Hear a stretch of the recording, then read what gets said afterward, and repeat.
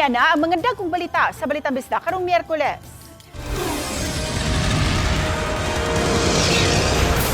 DPWH Secretary Vince Dizon misusi sa Metro Cebu Expressway sa City of Naga. Konsihal sa Barangay Umapad sa Mandawi gisuspenso. Mga delegado sa ASEAN Tourism Forum may bisita sa mga heritage sites sa Cebu City. Ug mobile bookstore sa Mandawi gilusad sa usa ka grupo. Kini ang GMA Regional TV, Balitang Bisdak. Mayong hapon, ako si Cecil Kibod Castro. Gisusi ni DPWH Secretary Vince Dizon ang sitwasyon sa pagtrabaho sa Metro Cebu Expressway sa City of Naga. Ani ang report ni Fem Marie Dumabo. Nahunong ang trabaho sa 56.9 kilometer nga Metro Cebu Expressway tungod sa cease and desist order nga gipagawa sa DENR niadtong 2024. Human midahili ang bukirang bahin niini ug pagkahulpa sa daan niadtong 2023 pa lang. Hulyo sa niaging tuig gitugutan nga ipadayon ang proyekto. Kung matapos na kini, magsilbi unya nga backbone highway ang Metro Cebu Expressway ug mas minus na ang mga oras nga biyahe gikan sa south padung sa Danao City. Gidisenyo ang proyekto aron mopaluag sa trapiko sa Natalio Bacalso Avenue. Gibahin og upat ka hugna ang proyekto. Una, gikan sa Barangay Pandan padung na sa Barangay Kantawan sa City of Naga nga may gilayon nga 4.5 kilometers. Sukad nga gisugdan sa pagpatrabaho kining Metro Cebu Expressway nga proyekto. Gisugdan kini niadtong 2018 og gipasalig ni DPWH Secretary Vince Dizon atol sa pagbisita niini karong adlaw nga mahumana gyud by June kining first nga segment sa maong proyekto. Ang directive ni PBBM is itong mga project na matagal nang hindi natatapos, kailangan tapusin na natin. No? And itong MCE dito sa Cebu is one example of that repeated problem sa DPWH. Hindi na popondohan, hindi na bibigyan ng priority, and then hindi din nagkakasundo yung mga agencies sa plano kasi matagal na itong binigyan ng cease and desist order ng DENR. Nakigtagbo ganihang buntag si Dizon sa mga opisyal sa DPWH Region 7, sa kontraktor niini ug sa bagong konsultan sa DPWH sa proyekto aron hisgutan ang rehabilitasyon. Diin gituki ang mga gihimong intervention aron di na masubli pa ang nasinating paghulpa sa yuta. They have about 6 solutions to prevent the road slip from happening again. No, and I am confident because we hired one of the best consultants. They also were the group that helped us in the Buda Road in Bukidnon in Davao. Ganito din yung nangyari, no? Bumagsak din, no? And that we were able to fix the detour there in only 2.5 months. It's jet grouting, then we have MSE walls, we have sheet piles, and then we have interventions on the ridge part, which is geocells. I could have shown you the upper part, yung bumagsak kasi mabigat So jet siya. grouting will fill the cavities. Yes, sir. Gipaklaro usab ni Dizon ngadto sa kontraktor kung matuman ba ang ilang plano nga mahuman ang unang hugna sa buwan sa Hunyo ning tuiga. I'm asking a simple question. What is your slippage? Positive, negative? Titingnan natin positive tayo. You cannot say tingin natin. Dapat alam yung anong klase kang kontraktor kung di mo alam yung slippage mo. So ngayon, 6 months from December. Yes. So, bali, December, January, February, March, April, May. End of May, dapat tapos ka. Tama ba? Oh. Samtang sa nahibiling tulo ka hugna nga gikan sa bukirang mga dapit sa lungsod sa Minglanilla hangtod na sa Danao City. Abagahon sa lalawigan sa Sugbo pinaagi sa public-private partnership. Apan makigistorya pa si Dizon kang Cebu Governor Pamela Baricuatro kay gustong mutabang ang DPWH sa maong proyekto. Samtang gipasalig ni Dizon nga mabayran gyud ang mga pamilyang napektuhan sa maong proyekto. Unta, dili mi nila pala umon. Kay dugay na gid kaayo mi nga nagpaabot nga ingon sila nga ilaming bayaran hangtod karon pila na lang katuig. Wala gyud mi nila bayarin nga mga papel. Kini mao ni mga dokumento nga ilang pangayo kada kuan ilang pangayoon ihatag namo. We will compensate them, of course. But we had to expropriate already. But everyone will be compensated. I can assure the families that we will make sure that they are compensated for the right of way. Uban ni Godfrey Relien, Fem Marie Dumabok. Balitang Bisdak. Gisubay sa mukapin gatos ka mga delegado sa ASEAN ang mga makasaysayan nung dapit sa dakbayan sa Sugbo atol sa Heritage Walk nga giuluhan og paglantaw, a Heritage Tour of Old Cebu. Ano ang report ni Alan Domingo? Unang giadto sa mga ASEAN delegates ang Cebu City Hall. Din isugat sila ni Mayor Nestor Archival ug mga tourism stakeholders. Dayon pipila kalakang lang gilakaw nila ang Magellan's Cross. Din gisugat sila sa mga performers nga mipakita sa reenactment sa unang bunyag. Isip maoy nakapahimo sa Sugbo nga duyan sa Kristyanismo. Misulod usab sila sa Basilica Minore del Santo Niño diin na nagkot o kandila ang mga delegado. Pinanguluhan sa mga foreign ministers. Human niini, misulod sila sa simbahan og niadto sa atubangang bahin sa urna sa imahin sa Balaang Bata. Human sa Basilica, miadto usab ang mga delegado sa Fort San Pedro diin gidalitan usab sila og mga pagkaon nga tatak Sugbo samtang gilingaw sila sa sinulog performance. Dayon gitalawan nila ang pagsakay sa mga tartanilya gikan sa Fort San Pedro ngadto na sa National Museum. Pipila lang kini sa mga heritage sites nga gibisita sa mga ASEAN delegates. Usa sa gitinguha nga makabot sa dakbayan Sugbo. Subay nining panagtigom sa mga ASEAN foreign ministers ang paglambo sa natad sa turismo. It will bolster naturally the tourism industry because this is the purpose of having this ASEAN Tourism Forum.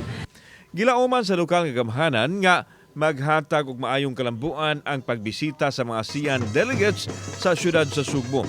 Usa kini sa inspirasyon sa bag-ong konsehal sa syudad, Nice Archival, ang chairperson sa Tourism Committee nga mopanday og ordinansa nga mapuslan sa katawhan sa dakbayan. Ato ang syudad is a very religious, so hopefully we get to increase on religious. That's why we also have kaning Santo Niño giusagid ni sa atong heritage tour. Samtang gipadayag ni Mayor Archival nga makatabang sa pagbangon sa turismo sa Cebu City kining dako nga kalihukan sa ASEAN. Giangko ni Archival nga nahagba ang turismo sa syudad nga nabiya sa ubang madapit sa Asia ug makita kini sa gamayng occupancy sa mga hotels. I plan to talk to them but ingon sila we have only about 30 minutes. So it will be very fast. So ang himuon nato is pag-abot nila tagana to siya glay niya atong tagaon katong gamay nga memorabilia. Gidasunan usab ni Governor Pamela Baricuatro ang pamahayag sa mayor nga wa na makabangon ang turismo sa lalawigan sa Sugbo sukad pa niadtong pandemic hangtod nga miabot ang mga katalagman sa lalawigan. Naobserbahan sa gobernadora nga mahal ang turismo sa Sugbo. Ilabi na ang plitihan sa eroplano, itandi sa ubang kanasuran sa Asia. It's common knowledge man, diba? Data would show that tourism really here in Cebu. According to Mayor Nestor, last night we were talking na 30% ra gyud ang occupancy rate sa mga hotels. But for now, puno because of ASEAN and sinulog as well. But after that, ang amo ang hope na unta consistent ba nga all throughout nga consistent ang ato ang influx of tourists here sa probinsya. Ang isyu sa turismo apil sa gilaumang mahisgutan sa panagtigom ug ubang mga regional o global issue apil na ang maritime ug ang mahagit nga giatubang sa Southeast Asia. Samtang gikanselar sa dakbayan ang in-person classes sa mga tunghaan sa dakbayan karong adlaw ug ugma Enero 29. Gitanaw man gud nila ang flow sa traffic. Ang flow sa traffic within the area sa SRP, the moment nga mopadong na gani ilag ng ihunong ng uban, it causes too much traffic. Kauban si Clover Lumayag ug Rod Prado. Ako si Alan Domingo. Balitag Bisdak. Nag-implementar og RFID dog microchipping program ang Giwan LGU sa Eastern Samar. Mao kini ang ika-11 nga LGU nga nag-implementar niining proyekto. Tumong sa maong programa nga mapadali ang pag-track sa mga iro. Lakip na kung nabakunahan na ba kini aron malikayan ang pagkuyanap sa rabies. Matud ni Doktora Francisca Alamudin, ang municipal veterinarian, luwas ang pagbutang og microchip sa mga iro ug walay angay kabalakan. Adunay 1,177 nga libre nga mga microchip ang lungsod. Sa unang adlaw, adunay 20 ka mga iro nga nabutangan sa maong microchip. Kini ang GMA Regional TV, Balitang Bisdak.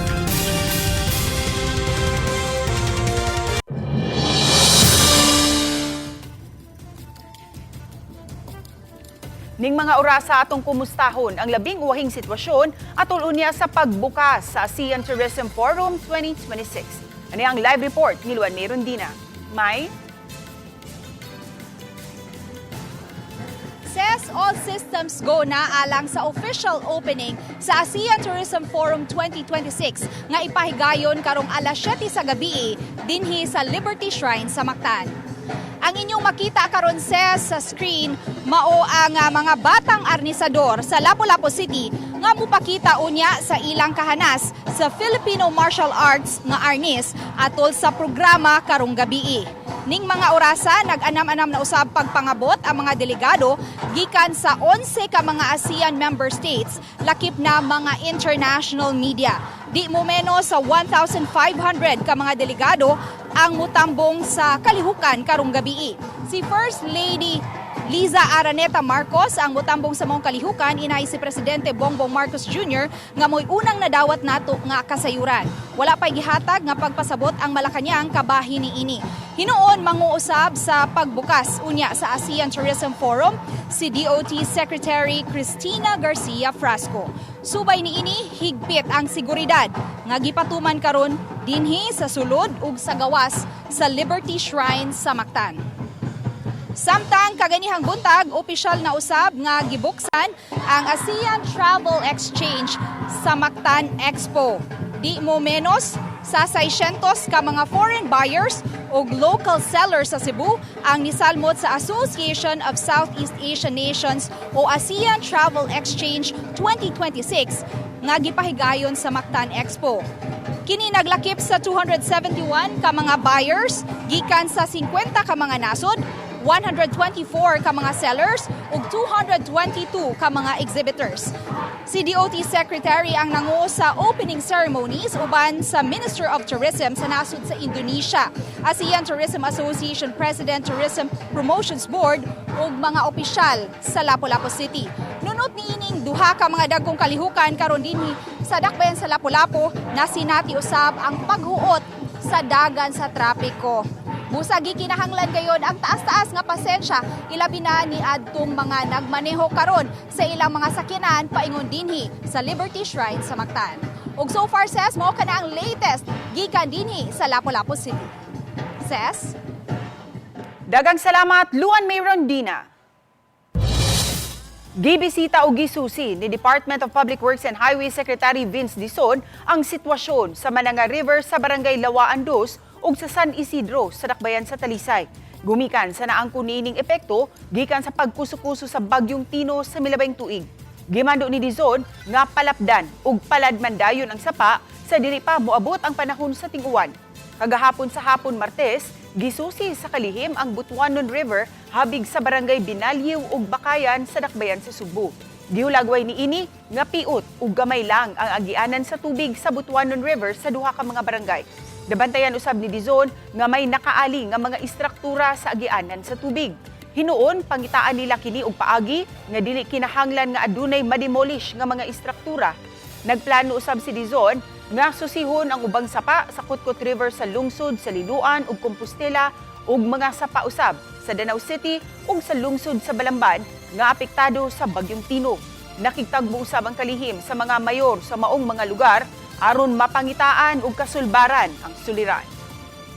Butuanon is a little more complicated because it is narrower and there's so many settlers na, no? Marami ng, so yung river talaga lumiit. Right now, I'm asking our engineers to design, maybe instead of demolishing, we can keep them, repair them, but we will have other structures sa mas mataas. Kunyari ito, nawalan na ng libre na yung lupa. We can provide more protection on a higher water level, no, in order to expand the river. So the key now is to expand. Ipagamit unya sa mga dagkong barangay ang upat ka mga machine nga makatabang pagkunhod sa basura sa Cebu City.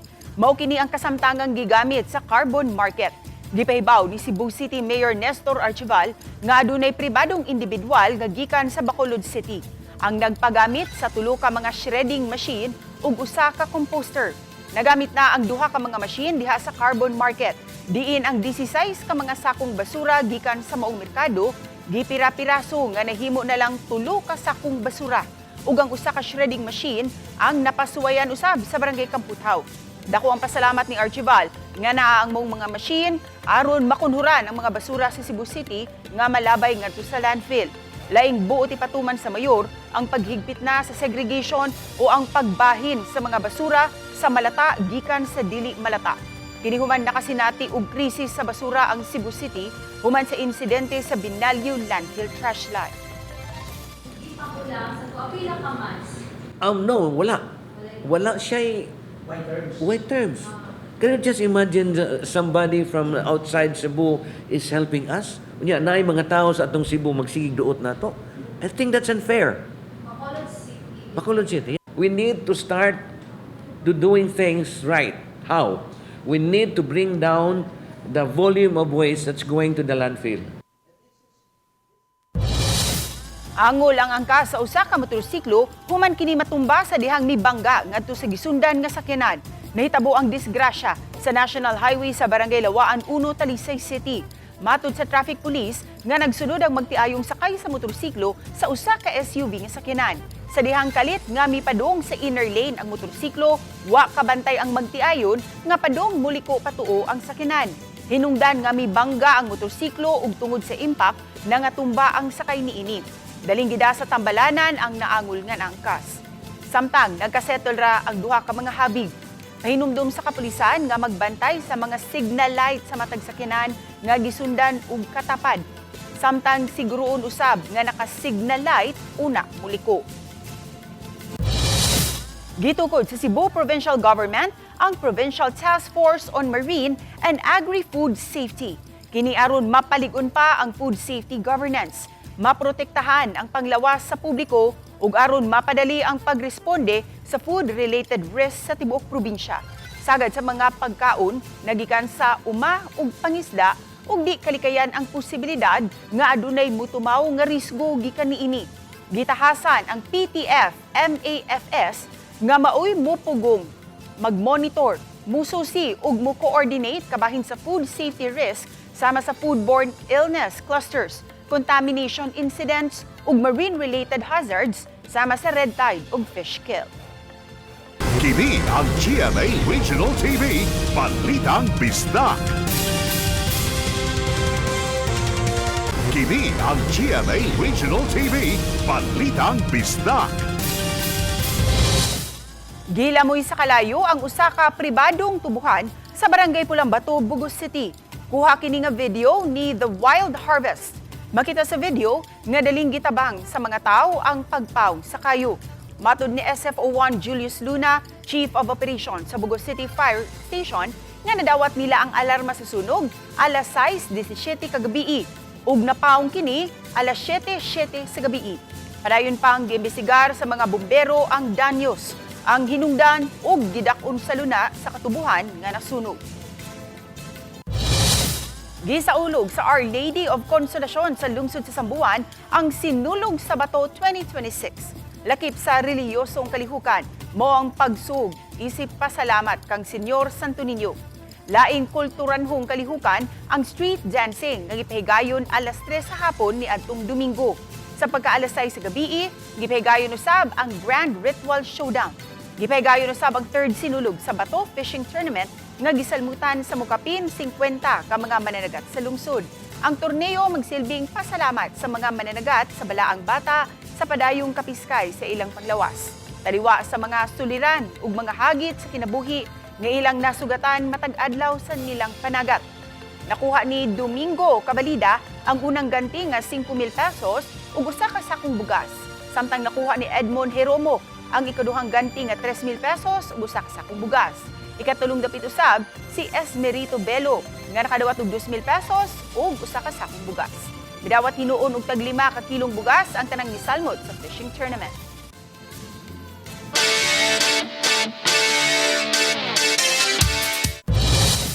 Gilusad ang usa ka mobile library nga plano musuroy sa lain-laing lugar sa Sugbo. Target nila, mapalambo pa ang love for reading alang sa kabataan.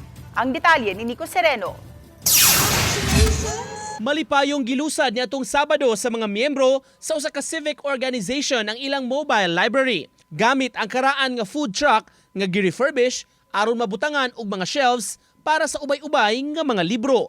Tinguha sa mga nagpasiugda, mapalambo ang hilig sa mga libro ug pagbasa sa mga kabataan nga ila unyang mabisita. Karon pa lang, mihan-ay na sila og mga lugar nga adtuon aron mohimo og mga kalihukan sama sa storytelling ug kiddie activities. Usa sa unang bisitahon ang mga dapit nga labing naapektuhan sa linog sa norte. So we're planning to do like an interactive activity during our trip, our target schedule. So not only reading per se, we will have some activities for the kids, maybe some coloring, book coloring, some activities using their hands. So many kids read, but they do not understand what they're reading. So I think with this, with the volunteers and also Woman Dawi organization, I think the facilitators are very important because more than just reading, ato jud ipasabot nila unsa jud ni ang ilang gibasa sa pakigtambayayong sa usa ka independent bookstore sa Subo,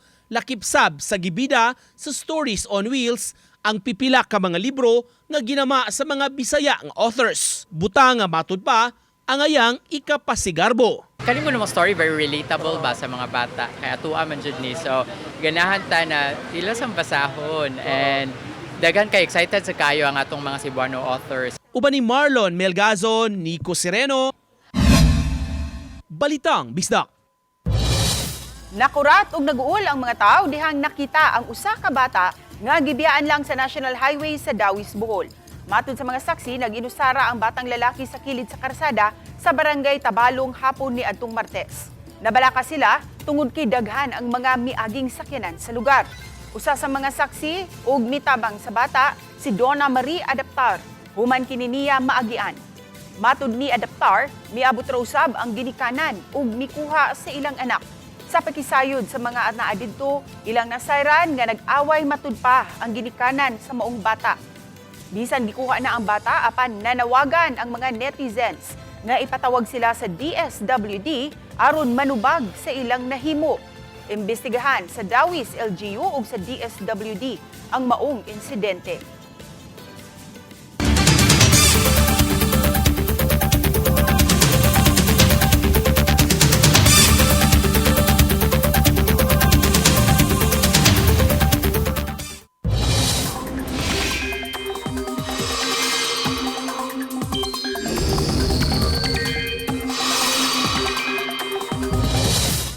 Magpadayon ang katugnaw sa panahon ug ang pag-uwan-uwan sa ubang bahin sa nasud.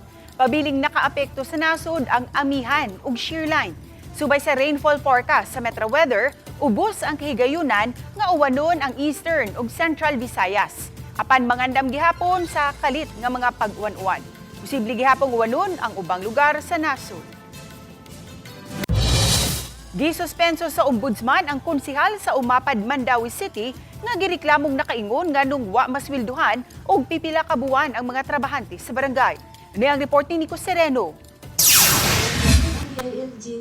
3-month suspension ang gipahamtang sa ombudsman kang Barangay Umapad Councilor Libertine Lumapas. Sa desisyon, kansang kopya na serve sa barangay kagahapon, giingong administratively liable kini sa grave abuse of authority o oppression. Niadtong 2024, misang-at og reklamo ang 5 ka mga empleyado, nagrepresentar sa gatos ka mga trabahante sa barangay nga naapektuhan. Matud nila, tungod sa wala pagpirma ni Lumapas, kinsa chairperson sa Committee on Appropriations, wala makoncur ang appointment sa mga trabahante.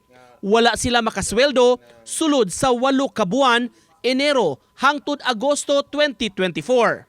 Nakasweldo ra sila gikan September 2024 dihang napirmahan na ang budget. Apan dili sab retroactive kay wala maapil ang 8 ka buwan. Medyo nalipay nga natiga katinawan, kijay sakto, kijay sayop. Lipay po sa mga trabahante na tiga justisya ang ilang gipangayo. Ang ilang gihaguan 8 months nagagwanta sila niya. Bilig ko sa ilahang kanang kuan ba Kung kuan pa pagagwanta sa 8 ka buwan, pamilyado. Gipanghinaot sa mga trabahante nga ma-release na ang balig 8 ka buwan. Ang mga nikiha, mga clean and green ug solid waste management personnel nga miasoy naputos sila sa utang tungod sa nahitabo. Sige, migsaan nga, isweldo na lang. Wa man mi kabaw ganun sa ibig misweldo eh. So mo kakita nila magdanga-danga na, may manirado na lang sila. Say mo ingon nawala. Kaya amo gyud gihaguan sa gipatuan to na mo singo. Sila sir dito pa kaya lang kato buntag sayo kami dito nagkupay nami sa hugaw, nalimpyo nami sa among area. Wala man mi ingon nga kanang nalipay mi nga nasuspenso siya, ang amo lang dakong kalipay nga nakuha na namo ang gihaguan. Mo ora gyud na among gipangayo unta niya sir. Dili mi maabot sa punto ingon ani kung gihatag pa lang niya ang among gipangayo. Nawala ka tayo pa sa kay mo kabayad ko sa eskwelahan sir eh. Eskwelahan meeting ba ko hoping ako problema ko. Salamat po Panginoon. Sa text message gikumpirmar ni Lumapas na kadawat siya sa kopya sa desisyon apan mukonsulta pa sa abogado. Nagdumili siya sa paghatag og dugang komento. Apan kahinumduman kaniadto, mipasabot siya sa mga rason nganong wa dayon mo pirma kay mi question sa hiring procedures. Sa pikas bahin, taliwa sa suspension sa usa nila ka konsihal, mangayo pa og katin-awan si Kapitan Cortez ngadto sa DILG. Kabahin sa muhulip sa komitiba niini sa plano niya nga magpapasar og supplemental budget aron mahatag na ang wala pa ma-release nga sweldo sa mga empleyado. Nico Sereno, Balitang Bisdak. Kami ang GMA Regional TV Balitang Bisdak. Kinatibukang pwersa alang sa mas dakong misyon ug mas halapad nga pag-alagad sa nasod. Mayong hapon mga kapuso.